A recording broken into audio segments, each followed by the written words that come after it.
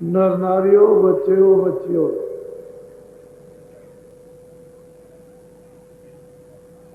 ये महापुरुषों का पुनीत, ये पवित्र स्मृति, महापुरुषों की यादगार।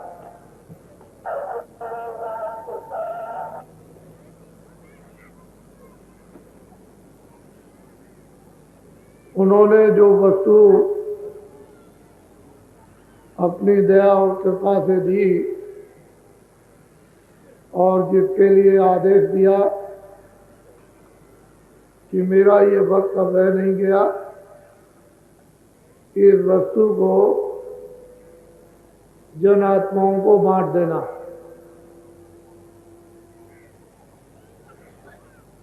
हम लोगों ने ये प्रार्थना की कि महाराज आप तो गृहस्थाश्रम में रहते हैं, कोई अलग और थलग कोई एक छोटा मोटा आश्रम होना चाहिए। आपकी उपस्थिति में एक निर्माण हो जाए, आपकी बड़ी कृपा होगी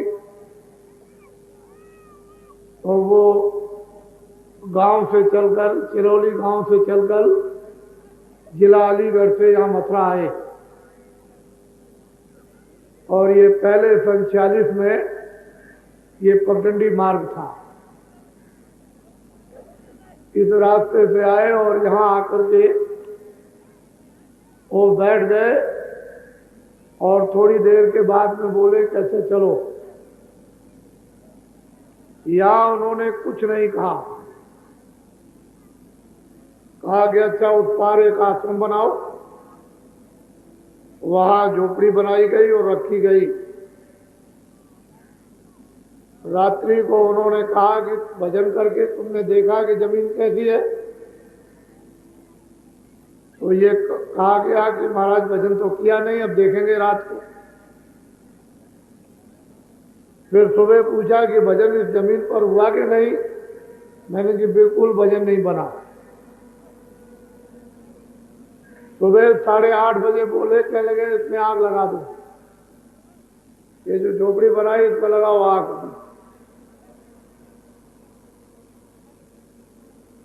कुछ लोगों ने सोचा कि इतनी मेहनत की, आग इसमें कैसे लगाई जाएगा, अच्छा आग नहीं लगाते हो तो उखाड़ो, और झोपड़ी अपने सामने उखड़वा के फिरवा दी। उसको तो गांव वाले लगे और कहने लगे चलो। वो बरसात का मौसम आ गया, जेठ का महीना था, बरसात आ गई। जब बरसात आई तो मैं इस जमुना के उस पार में एक मकान में रात को लेटा हुआ तो क्या देखता हूं कि स्वामी जी ने आकर के उठाया और कहा कि खड़े हो जाओ, देखो ये क्या हो रहा। तो तमाम आदमी, तमाम जानवर, ये बहते हुए पेड़ और गांव के गांव डूब गए और ये सब हो गया और बड़ी चिल्लाहट हो रही है। ये सब रात को स्वप्न में देखा और गांव वालों से कहा कि सब गांव डूब गए। ये गांव से कहता हुआ और एकदम से वहां से चल दिया। जब वहां स्वामी जी महाराज के पास पहुंचा चिरौली गांव में, तो उन्होंने पूछा कि भाई मथुरा का क्या समाचार। मैं सब ठीक है, कुछ नहीं बोले, चुप हो गए। थोड़ी देर में समाचार गया कि वो मथुरा तो सब डूब गए, गांव के गांव बह गए, जानवर बह रहे, आदमी बह रहे, सब बड़ा समाचार मिला। वो बोले, वो रात्रि को कहने लगे देखा तुम वहां झोपड़ी बनाते और बह जाते, रात को बैठे होते और बह जाते तो लोगों का भी नुकसान हुआ। तो तुम लोग संतों और महात्माओं को तो जानते नहीं हो कि वो क्या देखते। अब इस पार में कभी भी तुम आश्रम मत बनाना, जमुना के उस पार में आश्रम बनाना, यानी अलीगढ़ से इधर। ये मालूम नहीं था, आश्रम तो बनाया था कृष्णानगर में, लेकिन ये नहीं मालूम था कि यहां भी बनाना पड़ेगा। जब यहाँ जमीन ली तो फौरन वो बात याद आ गई कि गुरु महाराज तो यहीं बैठे थे और उन्होंने कहा था उस पार आश्रम बनाने का। तो कहने का तात्पर्य मतलब ये है, एक तो महापुरुष सब जानते हैं, उनसे कुछ छुपा नहीं होता है, और साधक भाग से सत्संग सुनने वाले नर नारी उनकी बातों को हजम नहीं कर पाते हैं, समझ भी नहीं पाते, इसलिए वो उतनी बात कहते हैं जितनी जरूरत है, अधिक उसको घुमा के छुपा लेते हैं और बोलते नहीं।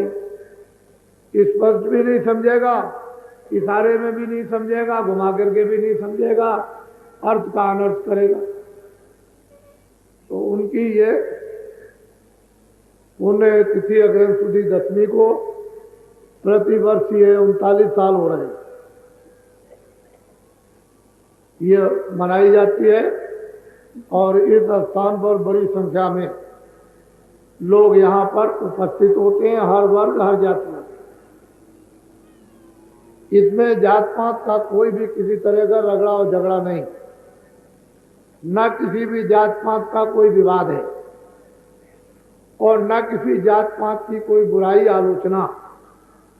कोई किसी भी जात पात में और किसी समाज वर्ग में रहो, कोई भी खेती दुकान दफ्तर के काम करो, अपने अपने काम उनको करो और शाम को अपने अपने घर में बच्चों की सेवा। उसके बाद अनादिकाल से सनातन आत्म कल्याण का एक ही मार्ग, न दूसरा कभी हुआ न कभी होगा, और वो सब लोग, सबको अधिकार मिला है, किसी भी जात पात में छोटे बड़े अमीर गरीब हो, भगवान के भजन करने का सबको स्वतंत्र अधिकार दे दिया गया है कि कोई भी भगवान का भजन कर सकता, और उस भजन में कोई भी जात पात रोका टोकी नहीं कर सकते।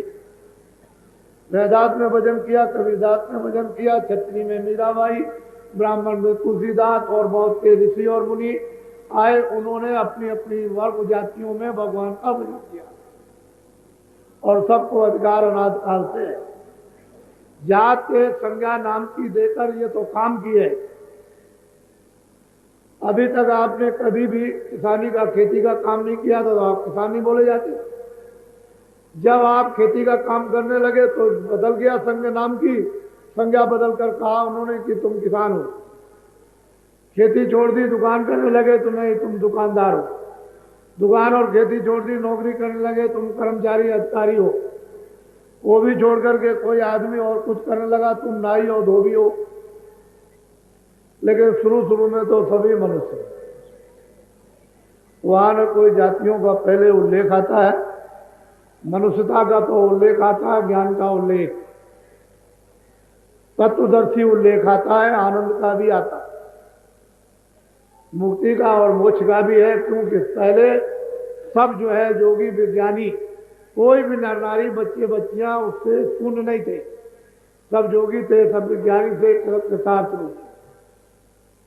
अब ये झगड़ा जो आपने डाल लिया है, और जब आप बुद्धि का विवेक खो चुके हो तो ये झगड़े में फंसते,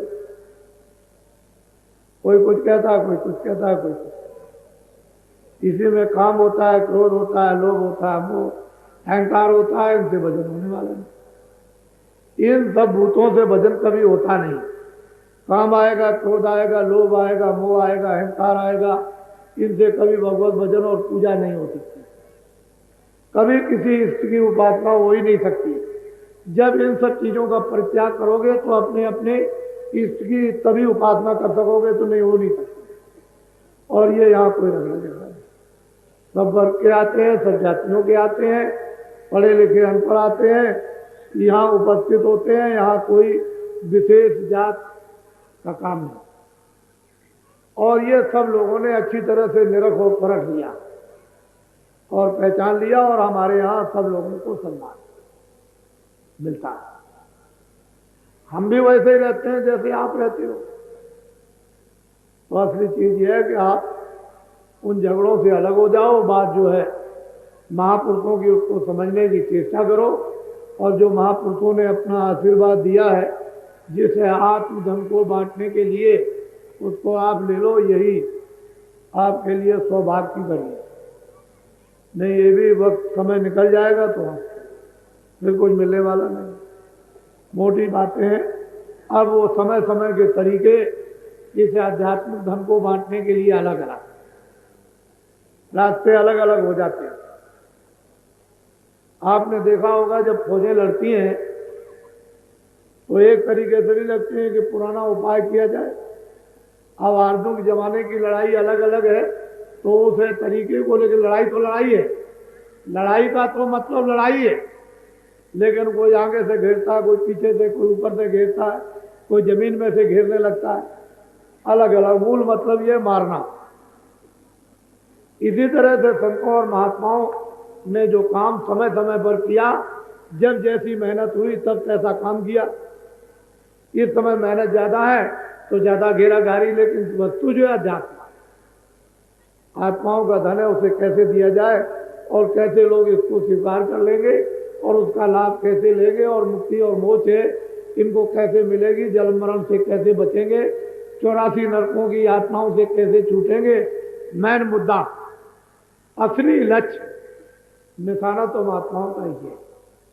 अब बात यह है कि खान पान है वो तो सबको मना कर, ये गंदा मत खाओ, गंदा मत पियो, बुद्धि खराब होगी, इंद्रियां खराब हो जाएंगी, ये हो जाएगा, वो ये तो मना करना ही पड़ेगा, वो तो सबके लिए। इसमें जातवाद विशेष वर्ग की बात न हिंदू न मुसलमान न ब्राह्मण न क्षत्रिय, तो सबकी एक बात। और सभी महापुरुषों ने वर्जित, जो खराब चीज है उसको वर्जित किया, मना किया, निषेध बताया। तो वो तो आपकी किताबों में भी है और किताबें नहीं समझते हो तो महात्मा समझा देते। तो मोटी बात तो मेरी बड़े ध्यान से आप सुनेंगे, ये बात कभी लेकर के भी मत जाना। और अब की बार उपस्थिति ये इस वर्ष में विशेष कार्यक्रम इस 86 में अभी हो गया और मैंने जगह जगह हर स्थानों पर, हर प्रांतों में, 12 प्रांतों में सबको नामदान दिया। सुलभ और सीधा सबको रास्ता बतलाया। उत्तर प्रदेश हो, बिहार हो, बंगाल हो या आसाम हो, इन उड़ीसा में 12 प्रांतों में भ्रमण किया है।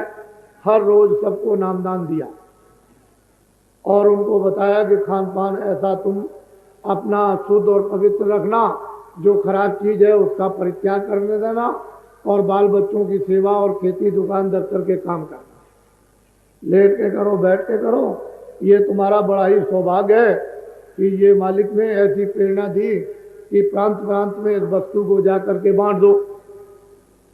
तो खूब अच्छी तरह से ये लुटाई गई। और ये सोने चांदी हीरे जवाहरात से नहीं लुटाई जाती, न हीरे जवाहरात, सोना और चांदी राजपाट ये नहीं दे सकता। ये तो जब मालिक का आदेश हो जाएगा तब ये अनमोल, ये धन बटेगा, बगैर उसकी कृपा के नहीं हो सकता।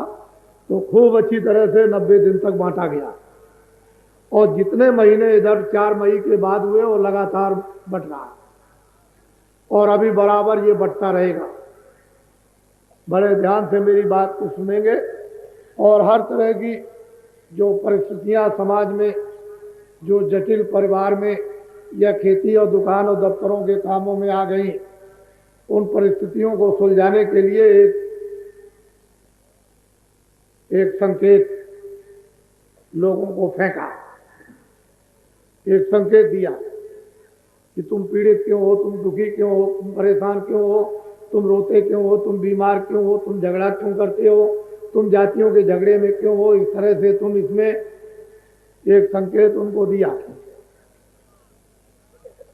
और लोगों ने संकेतों को सुना और देश में उसकी जनमानस में चर्चा प्रारंभ हो गई। दोनों चर्चाएं चल रही हैं, मानववाद की भी चर्चा है और अध्यात्मवाद की भी चर्चा है, और दोनों को आपको ये पूरा कर दिया जाएगा कि अध्यात्मवाद भी पूरा हो और मानववाद भी पूरा हो। दोनों चीजें पूरी हों। जब तक मानववाद नहीं आएगा तब तक अध्यात्मवाद स्वप्न में भी नहीं आएगा। मानववाद की जरूरत। तो ये संकेत दिए और लोगों जितनी उनमें हजम करने की क्षमता थी उतना संकेत दिया, और अब दूसरा संकेत मिलेगा। उतना तो लोगों ने उसको जितना चाहा उतना हजम किया, और उसमें आदान प्रदान में बड़े तर्क और वितर्क से सब चीजें अपनी जगह पर आकर के फिर जितनी हजम करने की थी बैठ गई। अब दूसरी चीज उनको मिल जाएगी। पहले तो मैंने ये सोचा था कि चलो भाई मैं मेहनत करूं, तो 12 प्रांत 90 दिन तक तो मैंने मेहनत की और आपको दिखाने के लिए ले गया कि देखो लोग क्या चाहते हैं और क्या भाव है, क्या इनमें श्रद्धा है, ये सेवा कर सकते हैं कि नहीं कर सकते हैं, ये सुन सकते हैं कि नहीं सुन सकते हैं, इनमें धार्मिकता है कि नहीं है, इनको खड़ा होना या बैठना या प्रणाम करना आता कि नहीं। तो आपने 12 प्रांतों में पूरा अनुभव किया कि ऋषियों मुनियों ने ऐसा जकड़ कर सारे देश को एक धागे में बांधकर, जैसे माला के दाने उस धागे में बांधकर जकड़े रहते हैं, ऐसे ही ऋषियों मुनियों ने साधु संतों ने इस देश के मानव को उस धार्मिकता में जकड़ के रखा, और वो इसको कोई मिटा नहीं। लोग ऐसा कहते थे कि आसाम में लोग बाबा नहीं समझेंगे, और जब वहां लोगों को सुनाया कितनी भीड़े और उनसे पूछा कि कुछ समझ में आता, कह लगे सब समझ में आता। हमको आज तक ऐसा कोई महात्मा ही नहीं मिला, ना यहाँ कोई आया, ना उसने ऐसी बात सुनाई, ना ऐसा रास्ता उसने दिया। और ये क्या चीज है अशुद्ध खाना, ये तो कुछ नहीं है, छोड़ देंगे, नहीं खाएंगे आज से। अरे अनाज है, सब्जी है, फल है, दूध है, घी है, और सूखे और गीले मेवे हैं, और कपड़े हैं, पहनेंगे, गंदी वस्तु नहीं खाएंगे और नहीं पिएंगे। ऐसा लोगों ने खुल्लम खुल्ला कहा वहां के स्त्रियों पुरुषों ने। इससे ये मालूम है कि उनको बोध हुआ, हमें संकेत किया, उन्होंने कहा हम समझ गए। तो चीज ये है, अब की बार जो निकलने जा रहा है वो हमारी तरफ से नहीं है, वो टाट वालों की तरफ से। कुछ वर्षों पहले, तारीख को आपको मालूम है कि कब आदेश दिया गया था, किस सन में और किस साल में आदेश दिया था, ये तो आपको पता है टाट पहनने का, और आपने पहन लिया। अब ये टाट वालों का ये काफिला निकलेगा, और इनका एक सम्मेलन टाट वालों का सरयू जी तट पर अयोध्या के किनारे सम्मेलन होगा। उस सम्मेलन में रिद्धियां सिद्धियां और शक्तियां बांटी जाएंगी, क्योंकि मैं अकेले काम नहीं कर, और मैं इनसे बांट करके इनसे काम लूंगा। और जब इनको रिद्धियां सिद्धियां शक्तियां बांटूंगा और इनसे काम लूंगा, तो उसको देखूंगा कि ये काम करते हैं, कर सकते हैं कि नहीं कर सकते हैं, करने की क्षमता इनमें आ रही कि नहीं आ रही। ये मैं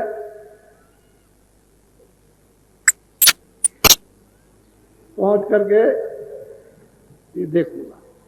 लेकिन ये अब की बार जो निकलेगा 80 दिन का और 11 प्रांत 8000 किलोमीटर की यात्रा का, वो इनका होगा। लेकिन मैं साथ जरूर रहूंगा। क्यों? इसलिए कि रिद्धियां सिद्धियां शक्तियां बांटूंगा, उसका दुरुपयोग तो ये लोग नहीं करेंगे। नहीं दुरुपयोग कर दें तो बड़ा भारी नुकसान हो जाएगा, तो फिर फायदा नहीं होगा। तो उसका कंट्रोल करूंगा, नियंत्रण में रखूंगा। तो साथ तो रहूंगा, क्योंकि साथ तो मैंने पहराया। और फिर इनको रिद्धियां सिद्धियां शक्तियां बांटूंगा 80 दिन के लिए, तो नियंत्रण तो रखना ही पड़ेगा। ऐसे इनको छोड़ करके अगर भेज दूं तो ये बड़ा भारी नुकसान कर देंगे, तो कुछ का कुछ कर देंगे। तो आज अभी तो मैं बात आपको बाद में बताऊंगा, पहले सत्संग सुने। सबसे पहले ना यहाँ कोई समुद्र था, ना यहाँ कोई पृथ्वी थी, ना यहाँ कोई आकाश था, ना यहाँ अग्नि थी, ना वायु। इन पांचों तत्वों में से इसमें कुछ भी नहीं था। जब यहां पृथ्वी नहीं होगी तो पानी नहीं होगा, और पानी पृथ्वी नहीं होगी तो अग्नि और वायु नहीं होगी, और आकाश नहीं होगा तो यहाँ पर वेद पुराण पुराण उपनिषद ऋषि मुनि साधु संत महात्मा सतयुग त्रेता द्वापर कलयुग कुछ नहीं होगा। जब यहाँ कुछ नहीं था तो ब्रह्मा विष्णु महादेव स्वर्ग वैकुंठ 14 भवन 14 तबक कुछ नहीं था। फिर इसके बाद न शक्ति थी न माया थी, न निरंजन भगवान थे, न ब्रह्म थे, न पार ब्रह्म थे, कोई चीज यहां पर नहीं थी। तो अब आपको मालूम हो गया होगा कि न पाप था, न पुण्य था, न नरक था, न चौरासी थी, और न जन्म था, न मरण था, जब तुम थे ही नहीं कुछ नहीं।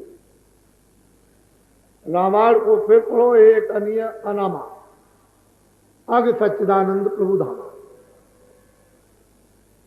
वो एक अनिय अनाम, वो पुरुष था, अलग था, पूर्ण था, सर्वशक्तिमान था, उलमकुल था, और सर्वमुख्तार मालिक जिसको कहते हैं, जिसको स्वामी कहते हैं, वही। तो उन्होंने कहा एक अनी अनामा अग सच्चिदानंद प्रभु धामा, प्रकृति पार प्रभु और बासी, प्रकृति के पार प्रभु और बासी, ब्रह्म निरीय ब्रज अविनाशी, कहा मोह कर कारण नहीं। और कहते हैं ऐसे सूर्यों का वहां प्रकाश क्या करेगा। ऐसे अगर कितने सूरज जर्रे जर्रे में लगा दिए जाए और जर्रे जर्रे सूरज बन जाए, और यहाँ के सूरज नहीं स्वर्ग और वैकुंठ के सूरज बन जाए, और वैकुंठ के नहीं तो ब्रह्मलोक के ब्रह्मांडों के सूरज बन जाए जर्रे जर्रे के, तो कहते हैं उसकी रोशनी के सामने टिमटिमाएंगे भी नहीं, दिखाई भी नहीं देंगे। कैसे कि दिन में तारे दिखाई नहीं देते हैं जब धूप निकलती, उसकी रोशनी में ये एक भी दिखाई नहीं देंगे। तो कहते हैं कि वहां पर ये कोई भी चीज नहीं। एक अनामा सच्चिदानंद पूरा, उसका अखंड धाम पहले भी था, अब भी है। ना उसकी ऊपर और नीचे दाएं बाएं की कोई पैमाई, ना उसके लिए यहाँ कागज है, ना स्याही है। पूरा समुद्र घोल दिया जाए और इसकी स्याही बना दी जाए, और पूरे जंगलों के पत्तों की कलम बना दी जाए, जितनी घास खड़ी है उसकी कलम बना दी जाए, और बोर बोर करके लिखा जाए, तब भी लंबाई चौड़ाई की पैमाई नहीं लिख सकते हैं, इतना लंबा चौड़ा है। एक अनिया अनामा सज्जानंद प्रभु, उसको अनाम कहते हैं। कुछ नहीं था, वो अकेला अब भी है, पहले भी था, आगे भी है। उसी की मौज और मर्जी से अगम लोक बना, उसी की मौज मर्जी से अलग लोक बना, उसी की मौज मर्जी से सतलोक बना, और तीनों लोकों में अनामी मालिक ने वो तीनों अपने, वो सत्य सत्य तीनों देशों में सती सत्य रचना रखी, और वहां पर सत्पुरुष को सतलोक में, अलग पुरुष को अगम लोक में, और अगम पुरुष को अगम लोक में, अलग पुरुष को अलग लोक में, और अगम पुरुष को अगम लोक में, तीनों को अलग अलग स्थापित कर दिया। और इन तीनों लोकों की जो महिमा और इसकी दूर दराज लंबाई चौड़ाई भी नहीं लिखने में आ सकती। ये वैसे के वैसे अब भी है, और वो अनामी लोग अनामी पुरुष वो अलग, और इसके बाद जो रचना का विस्तार हुआ है वो सतलोक सतपुरुष है। इन्हीं की मौज और मर्जी से, सतपुरुष की मर्जी से जो सतलोक में जो विराजमान है, इन्हीं ने सब रचना का और इन्हीं के यहां से सारा भंडार ये मिला। इन्हीं की आवाज से, इन्हीं के शब्द से, इन्हीं की धत्कार से, इन्हीं की साउंड से, इन्हीं की बोली से अखंडों अनंतों ब्रह्मांड, पार ब्रह्मांड और ब्रह्मांड, ये सब उसी की आवाज पर सब बने। और इन्होंने अपने पुत्रों को अपने अपने लोक में स्थापित कर दिया और उन सबको उन तपस्या के एवज में प्रसन्न होकर के सब रात दे दिया। जाओ तुमको ये रात दिया, ईश्वर को ये रात दिया, जिसको कि मुसलमान खुदा कहते हैं, हिंदू ईश्वर कहते हैं, ईसाई गाड कहते हैं। उनका राज अलग है, ब्रह्म का राज अलग है, पार ब्रह्म का राज अलग है, महाकाल पुरुष का राज अलग।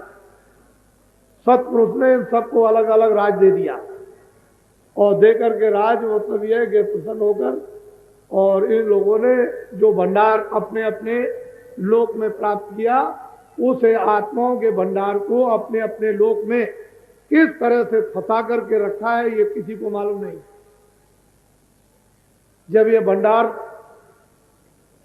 खुशी में बख्शीश किया गया था तो ये वहां से विधान बन गया था कि संत साथ ही जाएंगे ताकि ये जितनी भी जीवात्माएं जो जा रही वो फंस न जाए और अगर फंस भी जाएंगी तो इनके निकलने का रास्ता चाहिए। तो साथ ही साथ संतों को भी उतार दिया और जब तक ये पृथ्वी का जर्रा जर्रा रहेगा संत यहाँ रहेंगे। वो पहले तो गुप्त थे, उनको कोई पहचान नहीं सकता था, लेकिन बराबर यहाँ की और अंदर की सब संभाल करते थे और उन्हें कोई पहचान भी नहीं। अब भी है गुप्त, अब भी है, लेकिन जब तक उसकी मौज और मर्जी हुई कि जीवों का जायरा प्रत्यक्ष में लाभ होना चाहिए और मार्ग मिलना चाहिए, वहां के सभी मार्ग डूब गए, रूंध गए और लोग उन मार्गों को खो बैठे और युग का परिवर्तन होने से कमजोरियां आ गई मन पर, बुद्धि पर, चित्त पर। तो ऐसा रास्ता हो जिससे कि जीव यहां से छुटकारा पाए। तो प्रगट संतों को भेजा। गुप्त तो रहेंगे ही, उनको तो कोई नहीं पहचान सकता है सिवाय आने जाने वाले जो संत हैं वो उनको जानते हैं, वो उनको जानते हैं, लेकिन जो प्रगट संत होंगे वो गुप्त संत का समाचार नहीं देंगे। अगर ये कहा जाएगा कि वो बताएंगे नहीं, जानते तो हैं कि ये है, लेकिन वो कुछ कहेंगे नहीं। ये उनको आदेश है कि गुप्त संतों का परिचय बिल्कुल नहीं, वो गुप्त ही रहेंगे और प्रगट जो काम करेंगे वो प्रगट हो जाएंगे, वो लोगों के बीच में आ जाएंगे। तो ये संत धार, ये जब से जीवों का भंडार काल भगवान को, ब्रह्म को और पार ब्रह्म को और महाकाल पुरुष को दिया है, तब से सतपुरुष ने ये धार बराबर जारी रखी और अभी है, आगे भी रहेगी। अब ये वही लोग जान सकेंगे जो साधक, साधकी जानते हैं, साध जानते हैं, संत जानते हैं। साधों का दर्जा संतों के निकट ही लगभग होता है। साध कहते हैं रसाई करने वाले, पहुंचने वाले, जो मंजिलों को पार करते हैं, जिनका रास्ता तय हो जाता है, आंख खुल जाती है, जो लोकों में भ्रमण करते हैं, दिव्य लोकों में, उनको मतलब ये है कि साथ करते, वो इस राज को जानते हैं। संत तो है ही, लेकिन साधना करने वाले साथ जो पहुंच जाते हैं उनको भी मालूम है। कल मैं ये बता रहा था कि इसके अतिरिक्त अपने अपने मंडलावर्ती पुरुष अपने अपने नुमाइंदों को यहां रखते हैं। ये ऐसा स्थान मृतलोक है कि यहां उनको अपने अपने नुमाइंदों को रखना है। यहाँ प्रतिनिधि जिसको कहते हैं, निरंजन भगवान के प्रतिनिधि है, ब्रह्म के प्रतिनिधि है, पार ब्रह्म के प्रतिनिधि है, महाकाल पुरुष के प्रतिनिधि, और फिर नीचे में ब्रह्मा विष्णु महादेव के प्रतिनिधि यहाँ पर मौजूद। तो वो प्रतिनिधि रहते हैं और वो ये बताते हैं कि आपकी भक्ति कौन कर रहा, आपकी भक्ति कौन कर रहा, आपको कौन मान रहा, आपको कौन मानता है, आपको कौन मानता है, नाम का कौन मानता है, वैसे ही कौन मानता है, धोखेधड़ी से कौन मानता है, ये सब बताते हैं। और कितनी संख्या अब हो गई कि मानती कि नहीं मानती है, कि सबका नाश हो गया, ये सब वहां अपने अपने मंडलों में और वो अपने अपने प्रतिनिधि उनको बताते हैं, खबर देते रहते हैं, लेकिन किसी को क्या मालूम कि क्या होता है। और उनको उस प्रकार के कड़े आदेश होते हैं। तो ये मैं इसलिए बताना आपको चाहता था कि जब संतों का संकल्प रहता है तो ये कुछ नहीं कर पाते। अगर ये कोई चाहे भी कि संतों के संकल्प के सामने हम कुछ करें तो कुछ नहीं कर पाएंगे। उनका संकल्प जो होता है सर्वोपरि और पूर्ण समर्थ होता है, पूरा अधिकार होता है उनके संकल्प में। और नीचे के जितने भी लोग होते हैं उनके पूर्ण संकल्प नहीं होते, इसलिए वो पूरा काम नहीं होता। तो इस समय पर जो उनके प्रतिनिधि यहां पर रहते हैं उनकी भी बात मानने को तैयार नहीं, तो फिर क्या होगा? नाश हो जाएगा, अनर्थ हो जाएगा। और हो रहा, अनर्थ हो रहा। फिर जब वो प्रतिनिधि खबर देते हैं कि सृष्टि धर्म से विहीन हो गई, सत्य से विहीन हो गई, प्रेम से विहीन हो गई, पहचान से विहीन हो गई, तो फिर कोई एक विप्लवकारी, वो एक कारण बनाने वाली आत्मा भेज देते, तो कारण बनेगा, कार्य होगा। तो ये बड़े ऐसे राज हैं कि बिना दिव्य नेत्र ज्ञान चक्षु खुले हुए मालूम नहीं होंगे। और फिर बुद्धि के तो जो बुद्धि का ज्ञान है वो वही समझ में नहीं आता। आध्यात्मिक जो ज्ञान है वो तो समझ में कैसे आएगा? वो बहुत मुश्किल है। तो वो कुल्लम कुल मालिक शहंशाहों का भी जो शहंशाह, बादशाहों का भी जो बादशाह है, एक अनिया नामा सच्चिदानंद प्रभु धामा, वो तो कभी यहां ना आया न कभी आएगा। तो पहले भी वही था, अब भी है और आगे भी रहेगा वही। अब जो उनके आएंगे यहाँ ले जाने वाली उनकी हस्तियां, उनकी शक्तियां, उनके प्रतिनिधि, वो दया करके, कृपा करके और समझा कर और तुमको सफाई करके और ये और सब मदद दे करके और फिर खड़ा करके ले जाते। तो कितनी मेहनत पड़ती है आपको मालूम? आप नहीं जानते कितनी मेहनत होती है। आप तो वायरिंग आवाज सीधे। इसलिए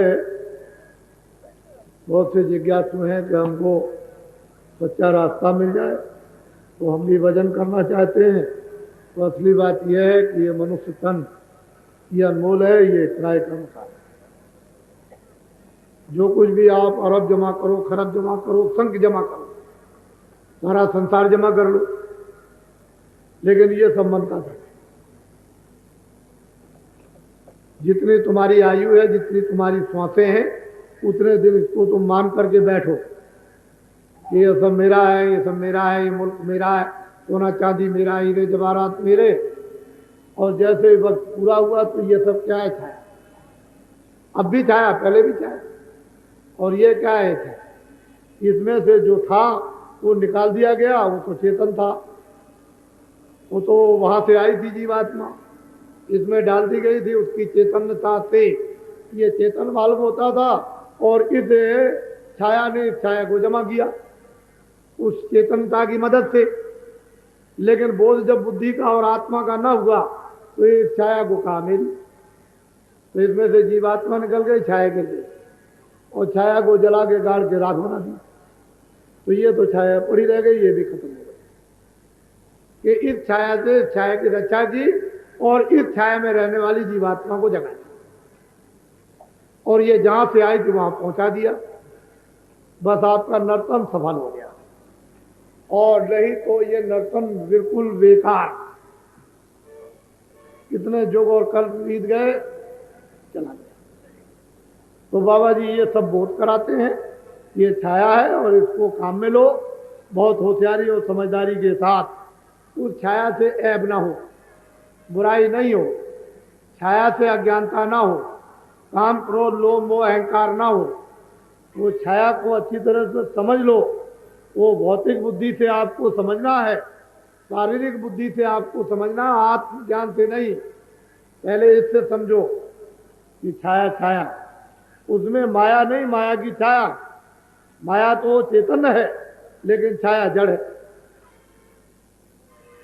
तो जब आपने ये समझ लिया कि ये जड़ छाया, तो ये भी समझ में आ जाएगा फौरन कि ये भी जड़, ये भी छाया है, इसमें रहने वाला है। उसको देखो, ये निकल गया, वो निकल गया, वो निकाल दिया, वो निकाल दिया, उसको जला दिया, उसको गाड़ दिया, उसको प्रवाह कर दिया, उसको फूंक दिया। ये रोज घटना होती है।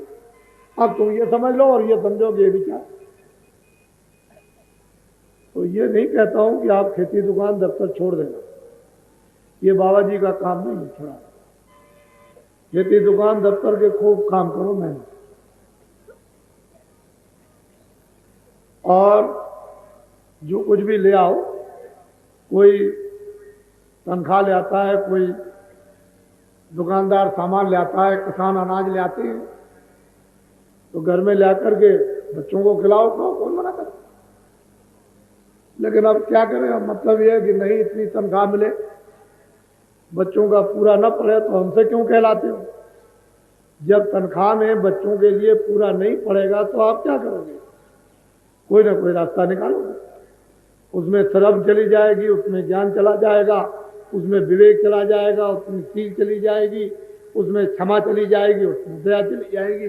फिर ये लक्ष्य बन जाएगा कि हमको बच्चों का पालन पोषण करना। फिर मेहनत और ईमानदारी की बात खत्म हो जाएगी। वो तो हम भी जानते हैं कि पूरा नहीं पड़ता, किसान को पूरा नहीं पड़ता, दुकानदार को पूरा नहीं पड़ता, और दफ्तर वाले को पूरा नहीं पड़ता है, तो हमको भी मालूम है। और वही तो मैं आपके लिए इलाज करना चाहता हूं कि दवा दे दी जाए तो आपका रोग निकल जाए। तो आप वो काम करो, उसके लिए हमारी तरफ से कोई मुमानियत नहीं है, जो जहां पर। और ये भी आप देखते रहते हो कि बाबा जी जो आप गुहार लगाते हो कि लड़की की शादी कैसे होगी, इसकी शादी कैसे होगी, 4 बच्चियां शादी कैसे होगी, इतनी बच्चियां शादी कैसे होगी, और मैं मरा जा रहा हूं और मेरे ऊपर में दया कर दीजिए, और अब क्या करूं क्या करूं, ये बीमार हो गया, 1 लाख इकट्ठा किया था वो भी चला गया, ये सब मैं सुनता रहता हूं। और मैं ये बताता हूं कि व्यर्थ का धन सताया हुआ लोगों की आत्मा को दुखाकर जमा करोगे, वैसे ही बीमारी में चला जाएगा, चोर मूस ले जाएंगे। वो घर में कौन रहते हैं, चोर मूस, अमाई जमाई खा जाएंगे, आई भाई, अड़ोसी पड़ोसी, चोर मूस। चोर मूस का मतलब है कि ये मूस नहीं, आदमी भी चोर मूस होते हैं। चोर मूस ले जाए, खा जाएंगे, और तुम ऐसे फक रह जाओगे, अरे मैंने ये क्या किया है, तो सब चला। तो दूना दुख, दूनी पीड़ा, चौगुनी पीड़ा होगी। तो इसके लिए आप खुद सोचें। बाबा जी ने तो सब सोच लिया, हमको अब कुछ सोचने साचने का काम नहीं करना, हम तो सोचो।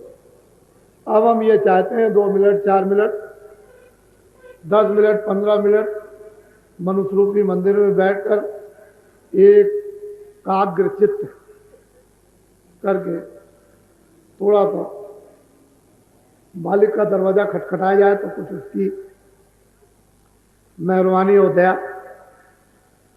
कि कोई ठंडक आए, जिससे कि ठंडक में स्पार्क, जैसे बिजली का तार लग जाता है तो स्पार्क होता है, फक रोशनी होती है, फक बुझ जाती है, उसकी ठंडक से स्पार्क एकदम से ऐसा मारेगा, करंट था तो दिमाग ही उलट जाएगा। कभी तो आप कहते हो चोर क्यों बदल गया, ये क्यों बदल गया, वो क्यों बदल गया। कभी स्त्री को कहते हो कि तू ये क्या कर रही, भजन क्यों करती है। कभी लड़के से कहते हो कि तुमको ये क्या हो गया, और ये वो। अब ये वो स्पार्किंग होती है, तुम तो मालूम नहीं, तो मालिक की वो तो जानते नहीं स्पार्किंग कैसे, वो क्या करता है, वो तो ऐसे कर देगा, तो तुम ऐसे ही रह जाओगे। तो मैं थोड़ा सा लोगों को नामदान दे दूं, सब लोग शाकाहारी हो जाओ। अनाज, सब्जी, सूखे गीले फल, ये दिन में 100 बार खाओ, और हजम कर सकते हो तो 100 गिलास दूध के रोज पियो।